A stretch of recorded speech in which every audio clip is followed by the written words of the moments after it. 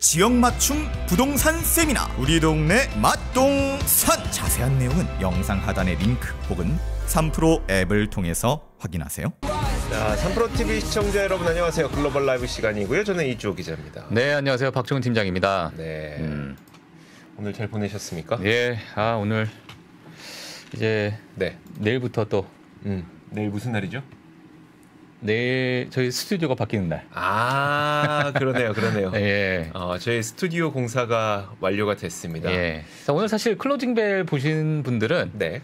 새로운 스튜디오 아마 보셨을 것 같아요. 맞아요. 예. 또 오늘 부분이 있어서 예. 자, 그래서 내일은 또 새로운 마음으로 또 리프레시하면서 또 방송을 하지 않을까 이런 생각이 좀 듭니다. 자, 그러면 네. 저희가 오늘도 준비된 이야기가 굉장히 많은데 혹시 이게 잘 안 열려서 뭔가 해요. 예. 자, 네.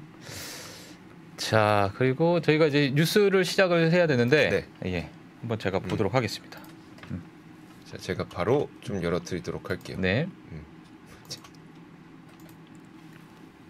이거 왜 이래? 잠깐만. 됐다. 예. 됐다. 큰일 날 뻔했네. 자, 여러분 죄송합니다. 저희가 네. 자, 가도록 할게요. 자, 뉴스 한번 띄워주시면 될 것 같습니다. 일단 지금 월마트 청바지 상황 제가 이제 가지고 나왔는데 이거 뭡니까 이게? 지금 월마트에서 개인 투자자 저희 개인 투자자분들이 많이도 이용하는 그 사이트에서 지금 월마트가 이렇게 막아놓은 거예요. 가져가지 못하게. 잠궈놨어. 네. 청바지를 잠궈놨어요. 예, 이러다 보니까 이제 청바지까지도 네. 많은 분들이 훔쳐가는 거예요? 훔쳐가니까. 지금 월마트가 지금 이런 상황이다 해서 누가 이게 사진을 이렇게 찍어서 또 올렸습니다. 그래서 지금 청바지 상황 한번 같이 보시라고 제가 요건 좀 가지고 나왔고요. 그 다음에 이제 화면을 한번 보시면 최근에 많은 이슈가 좀 되고 있는 것이 바로 에이펙 정상회담이죠. 그렇죠. 예, 그렇기 때문에 자, 오늘 어떤 이야기가 좀 있었나라는 것을 제가 간단하게 좀 말씀을 드리도록 하겠습니다. 일단 4시간 정도 정상회담을 좀 가졌습니다. 회담이 어떻게 진행됐느냐는 기자의 질문에 바이든 대통령이 엄지척 엄지를 이렇게 또 올려주시면서 그래 잘했다 이렇게 이야기를 좀 했고요. 그리고 중국이 사실은 자국의 영토의 일부라고 주장하는 대만의 침공 사항에 대해서 어떻게 이야기가 오갔는지를 여쭤봤는데 기자들이 그런 부분에서는 언급을 좀 거부했다라는 게 일단은 골자입니다. 내용이고요. 그리고 지금 보게 되면 여러 가지 가장 이제 핵심적인 내용 자체가 뭐냐면 지금 군사 소통을 재개하기로 합의했다라는 부분이 지금 가장 좀 어떤 합의점을 좀 볼 수 있다. 네. 예, 이렇게 좀 볼 수 있을 것 같아요. 그래서 이런 부분이 어느 정도 그래도 온기가 좀 돌지 않느냐 이렇게 보고 있는데 사실 중국 시장에서 그렇게 크게 변동성을 주지 않았어요. 네, 그러니까 에이펙 정상회담에 있어서 그렇게 또 많이 영향을 주지 않았다. 그러니까 본인들이 원하는 그러한 답변을 많이 못 받았다. 이러한 어떤 시장의 분위기 때문에 중국 증시는 좀 빠졌습니다. 예, 물론 전기차에 대한 그러한 실적 발표 기업들에 의해서 빠진 것도 있지만 에이펙 정상회담이 그렇게 크게 변동성을 주는 그러한 부분은 아니었다라는 것이 좀 있었고요. 그리고 양측에 이런 얘기도 좀 했습니다. 마약 단속 실무 그룹을 구성하기로 합의했고요. 이게 사실 최근에 펜타닐에 대한 문제가 좀 많이 있기 때문에 이런 부분에 대해 수출을 억제할 것이다. 이런 답변을 좀 받았습니다. 그래서 이번에 정상회담이 그래도 긍정적이고 포괄적이며 건설적이라고 좀 환영을 했고요. 중국 관영 매체들은.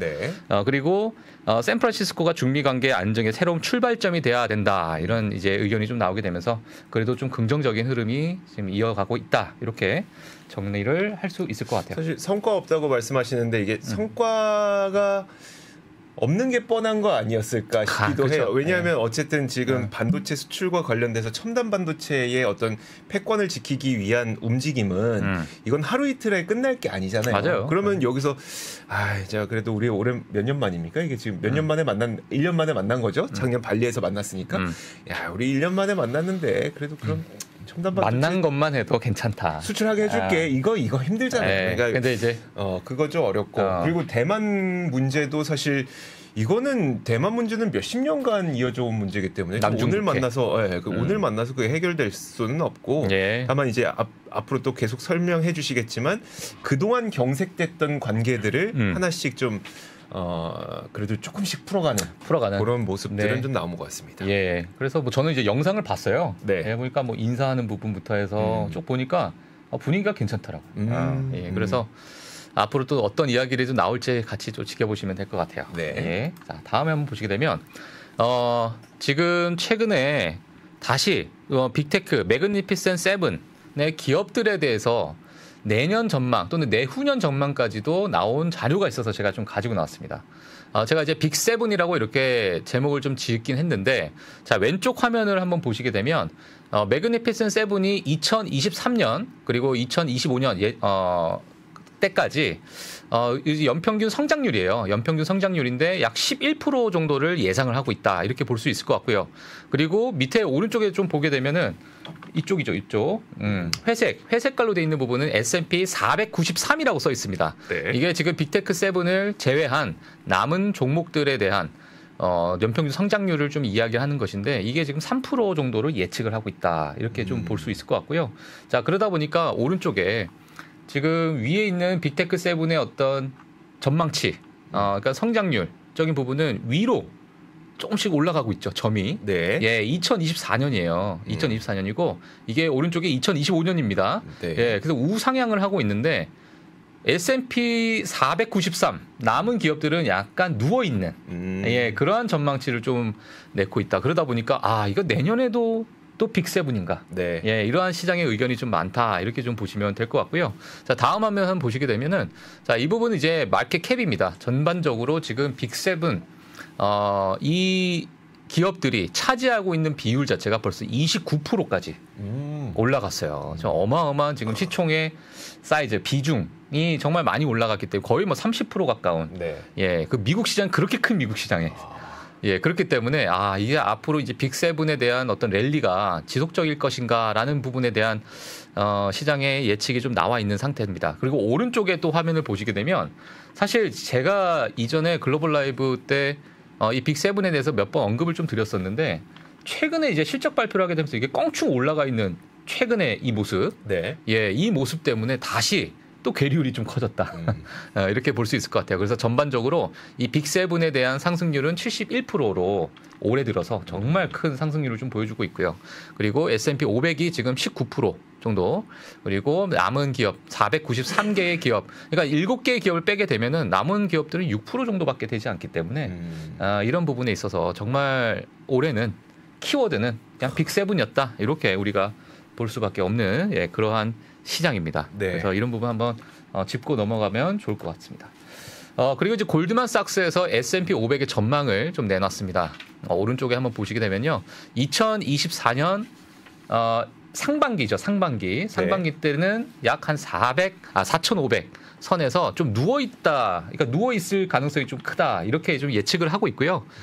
그리고 이제 2024년 연말이 되면 4,700 정도로, 그래서 S&P 500 전체가 4,700까지 올라갈 가능성을 제시를 했습니다. 그래서 시장 자체가 그렇게 좀 비관적으로 보지 않고, 골드만삭스가 늘 강세론 쪽을 좀 얘기했기 때문에 상반기 때는 조금 누워가는 시장이 있겠지만은 하반기로 올라가게 되면 4,700까지 올라갈 가능성이 크다. 이렇게 전망을 내놨습니다. 그래서 이런 부분도 한번 체크하시면서 시장을 바라보시면 또 도움이 되실 것 같아요. 그리고 이제 골드만삭스가 이제 4,700까지 제시를 했는데 지금 현 상황에서 4,700이 도대체 어느 정도 남아 있나라고 했을 때 저 위에 빨간색 점선을 보시게 되면은 4,700 선이 되겠죠. 그래서 앞 고점을 넘고 올라간다라고 이렇게 지금 예상을 하고 있기 때문에 모르겠어요. 뭐 근데 되게 지켜보면서 적은 거네요. 그렇죠. 그렇게 거의 업사이드가 네. 여력이 그렇게 크게 있지는 않고, 그러니까 이제 많은 급등 그런 부분을 좀 보기는 힘들지만 그래도 긍정적으로 좀 누워가지만 좀 올라갈, 그냥 뭐라 그럴까요? 뭐 약간의 누우면서 우상향하는 리클라이너입니까? 예, 그러한 부분을 이제 제시를 했습니다. 그래서 제가 다음 시간에 되면은 모건 스탠리나 그 외에 다른 하우스에서도 보고 있는 네. 그 목표치까지도 한번 제가 같이 모아서 좀 가지고 나오도록 하겠습니다. 그 다음에 또 우리가 봐야 될 뉴스입니다. 알리바바.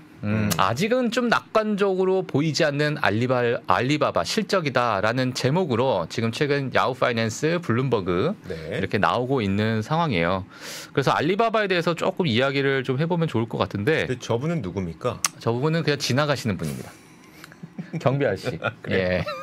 전혀 상관없이 죠 예. 근데 지금 왼쪽을 보시게 되면 지금 실적에 대한 우려, 그러니까 컨센서스 대비해서 그렇게 크게 또 상회하지 못할 것이다라는 우려 때문에 지금 시간 외죠. 그러니까 지금 프리마켓에서 3% 정도 빠져 있습니다.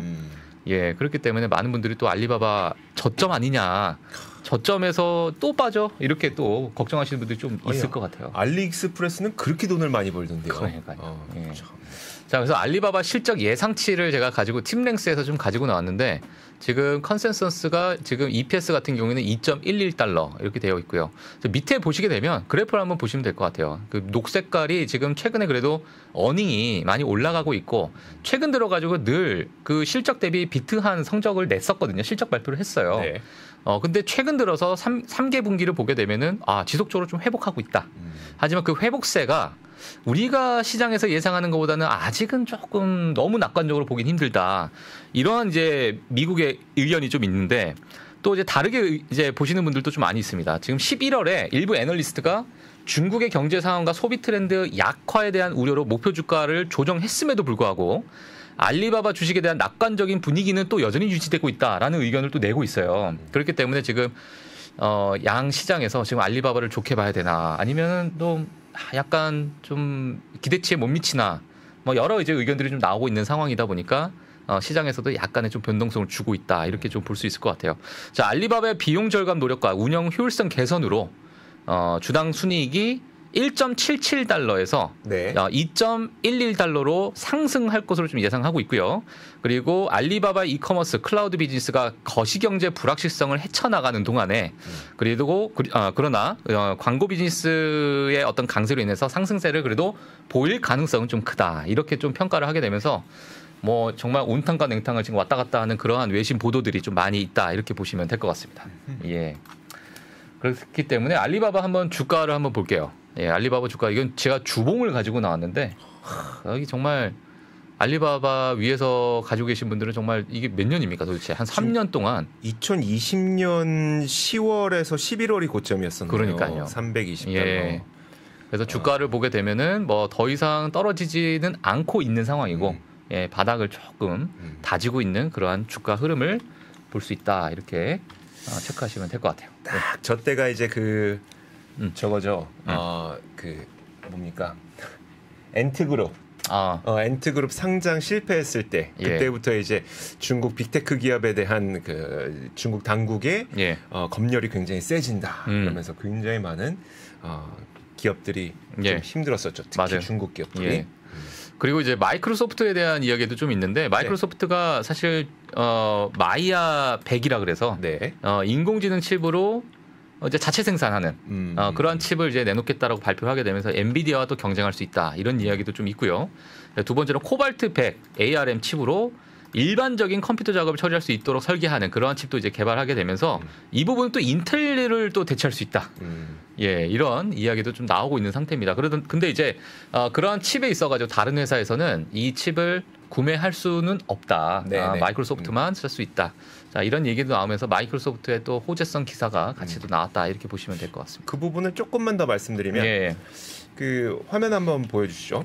이번에 근데 헤드라인들이 되게 마이크로소프트가 이제 엔비디아 칩 마치 안 쓸 것처럼 이제 엔비디아의 GPU에 대적할 만한 도전장을 냈다 뭐 이런 얘기들을 많이 하더라고요. 헤드라인은 좀 그렇게 뽑혔어요. 마이크로소프트가 지금 이번에 내놓은 게 방금 말씀해 주셨던 마이아 100이 GPU니까 결국 이게 엔비디아 걸 안 쓰고 그러면 마이크로소프트 걸 쓰겠다 이런 얘기냐라는 건데 어쨌든 말씀해 주셨던 것처럼 이것부터 먼저 볼까요, 그러면? 그 사티아 나델라가 또 무슨 얘기를 했었냐면 그동안 우리 인공지능 산업은 엔비디아 인프라에 너무 지나치게 의존했다. 그래서 마이야를 우리가 이번에 공개를 했으니까 이 마이야가 그것을 좀 극복하게 해줄 거다. 우리가 엔비디아 인프라에만 너무 의존하는 것을 좀 극복하게 해줄 거다라는 이야기를 했는데 이러다 보니까 엔비디아와 약간 그 경쟁 관계처럼 보일 수도 있는데 사실 저도 이 이그나이트 2023 행사였었잖아요.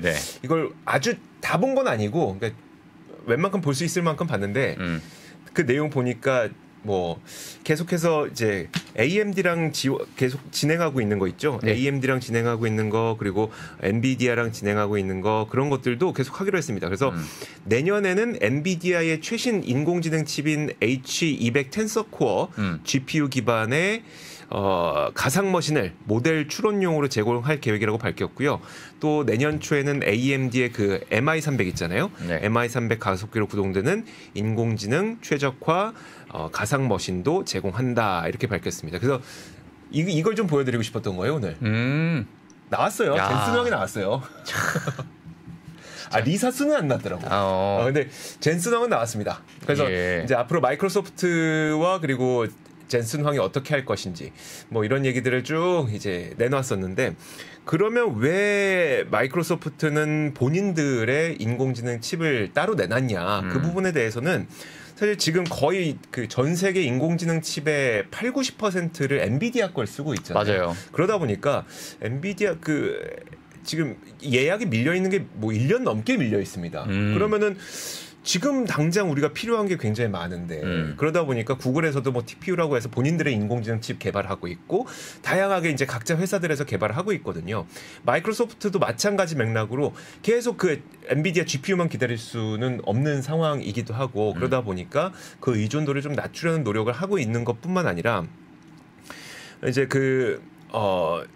사실 지금 우리가 쓰는 굉장히 세계적으로 대표적인 LLM 초거대업 언어 모델은 딱 오픈 AI의 그 챗GPT를 볼 수가 있는 거잖아요. 그러면은 그리고 마이크로소프트는 오픈 AI에 전략적으로 투자를 하고 있는 상태고 그러면 그 LLM의 가장 최적화된 반도체는 뭐지라고 따져봤을 때 오픈 AI한테 이 반도체를 줘보고 오픈 AI가 피드백을 주고 그럼 수정해서 다시 오픈 AI가 써보고 그걸 또 피드백 주고 다시 수정해서 이 방법을 하면 굉장히 좋은 인공지능 반도체를 좀 내놓을 수 있지 않겠느냐 최적화시킬 수 있지 않겠느냐라는 계획으로 좀 보시면 될 것 같습니다. 그래서 오늘도 저희 그 박근영 부장도 좀 얘기해 주셨는데 뭐였었냐면 생각보다 그러면 효율이 그렇게 높냐? 막 이런 것에 대한 의구심도 있다는 거예요. 그럼에도 불구하고 왜 마이크로소프트가 본인들의 인공지능 칩을 내놨지? 첫 번째로 엔비디아의 의존도가 높은 거, 두 번째로 최적화 이런 것들이 그들의 니즈가 좀 있었다는 겁니다. 그래서 내놨다 이렇게 보시면 될 것 같아요. 네.